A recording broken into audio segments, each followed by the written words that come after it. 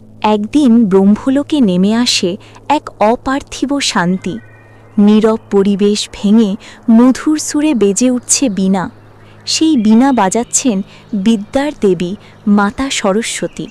হঠাৎই সেখানে আবির্ভূত হলেন ঐশ্বর্যের অধিষ্ঠাত্রী দেবী লক্ষ্মী। লক্ষ্মীকে দেখে সরস্বতী বিস্মিত হয়ে প্রশ্ন করলেন, দেবী, আপনাকে তো ব্রহ্মলোকে খুব কমই দেখা যায়, আপনি এখানে আসেন না কেন? লক্ষ্মী শান্ত কণ্ঠে উত্তর দিলেন, আমি তো সদা জনকল্যাণে ব্যস্ত থাকি। পৃথিবীর মানুষের দুঃখ লাঘব করতেই আমার সময় কেটে যায়। আপনার মতো শুধু বীণা বাজানোর অবসর আমার হয় না। এই কথাটুকুই বদলে দিল সব।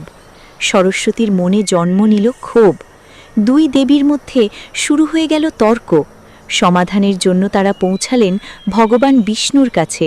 সেই সময় সেখানে আগে থেকেই উপস্থিত ছিলেন দেবী গঙ্গা।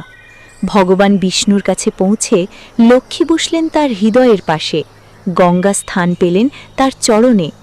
কিন্তু সরস্বতীর দিকে তাকিয়ে লক্ষ্মী বললেন, এখানে আপনার জন্য কোনো স্থান নেই। এই অপমান সরস্বতী সহ্য করতে পারলেন না। চোখে জ্বলে উঠল ক্রোধ।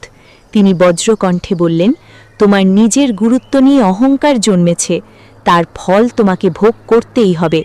তুমি পৃথিবীতে তুলসী রূপে জন্ম নেবে, আর সেই জীবনে হরির সঙ্গে তোমার কোনো সম্পর্ক থাকবে না। ব্রহ্মলোক নিস্তব্ধ হয়ে গেল। ঠিক তখন ভগবান বিষ্ণু শান্ত কণ্ঠে বললেন, একে অভিশাপ ভাববেন না, এও তো কল্যাণেরই এক লীলা। এই লীলার মধ্য দিয়েই ভক্তি পাবে নতুন রূপ। যদি আপনি দেবী সরস্বতীর ভক্ত হন, তবে চ্যানেলটিকে সাবস্ক্রাইব করতে ভুলবেন